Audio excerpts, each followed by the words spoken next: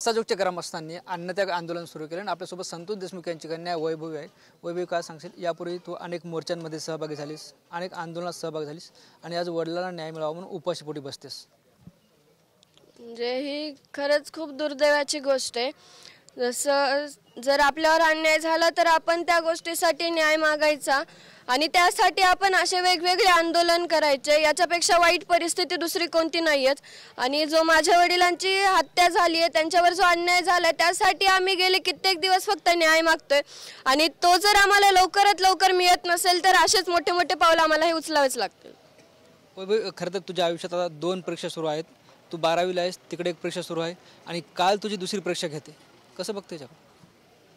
म्हणजे मला तर त्या परीक्षेच्या अगोदर मला ही परीक्षा मोठी वाटते, कारण की जे आमचे वडील होते ते आमच्यासाठी नाही तर आमच्या गावासाठी खूप मोठे होते, कारण की त्यांच्याशिवाय आम्हाला दुसरं काहीच दिसत नव्हतं। म्हणून त्यांचा जो न्यायाचा लढा हा आम्हाला पुढे न्यायचा आणि त्यांना लवकरात लवकर न्याय मिळवून द्यायचा। 75-76 दिवस झाले, अगदी सुरुवातीपासून जे आहे ते तुम्हाला न्याय मिळावा या मागणीसाठी आंदोलन करावं लागतं। तुम्ही रस्त्यावर बसले होते, जलसंबंधी आंदोलन केलं होतं, पाण्याच्या टाकीवर चढले होते आणि आता हे उपोषण होते। म्हणजे आंदोलन केल्याशिवाय प्रशासन कारवाई करत नाही असं वाटतं का आता?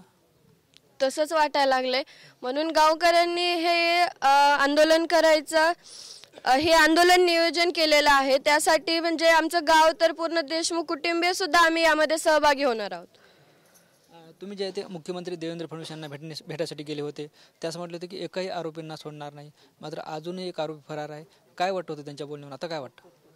नाही, आमचा विश्वास तर सर्वांवरच आहे। त्यांनी जो दिलेला शब्द आहे त्या शब्दावर आम्ही आज देखील ठाम आहोत आणि त्यांनी दिलेला शब्द आहे ते जरूर पूर्ण करतील आणि जे कोणी एक आरोपी फरार आहे त्याला पण पोलीस प्रशासनाने किंवा CIDने लवकरात लवकर ताब्यात घ्यावं। आपण बघितलं तर SID तपास करते, CID तपास करते, मात्र सुरुवातीला जी घटना घडली त्या तपासावर जे आहे ते तुम्हाला देशमुख कुटुंबियांना संशय आहे, त्याची परत चौकशी झाली पाहिजे अशी मागणी होती, जे 6 डिसेंबर ते 11 डिसेंबर। ती तर म्हणजे त्याच्यावर तर संशयच आहे। जसं चाचांनी सुद्धा मागे सांगितलं होतं की जो आधीचा तपास आहे तो आमच्यापर्यंत आणून द्या, म्हणजे आम्हाला देखील सांगा की त्या तपासामध्ये काय काय केलेलं आहे। नंतर जो तपास चालू आहे त्याची माहिती आमच्यापर्यंत मिळते, पण जी आधीची माहिती आहे ती देशमुख कुटुंबियाला नाही तर पूर्ण महाराष्ट्राला सुद्धा समजली पाहिजे। आता तुझी परीक्षा सुरू आहे, किती पेपर बाकी आहेत? पेपर 1 बाकी आहे। मग आता हे आंदोलनात तू सहभागी झालीस, उद्या पेपर आहे, हे कसं सगळं करणार आहेस? नाही, मी मगाशीच म्हणलं, माझ्या पेपरच्या पेक्षा मला माझ्या वडिलांना न्याय द्यायचा आहे, हे माझ्यासाठी मोठं पाऊल आहे। बरं, या आंदोलनाच्या माध्यमातून मुख्यमंत्र्यांना काय विनंती असणार आहे? मागणी आमची हीच आहे की माझ्या वडिलांना लवकरात लवकर न्याय मिळवून द्या आणि जे कोणी आरोपी असतील त्यांना कठोरात कठोर शिक्षा।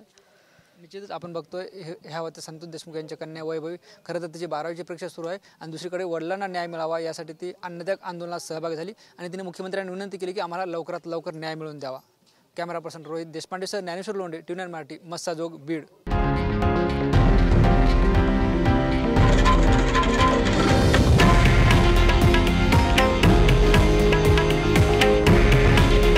हे आहे देशातील नंबर 1 न्यूज नेटवर्क आणि आपण पाहत आहात TV9 मराठी। काळजी तुमची, हित महाराष्ट्राचं।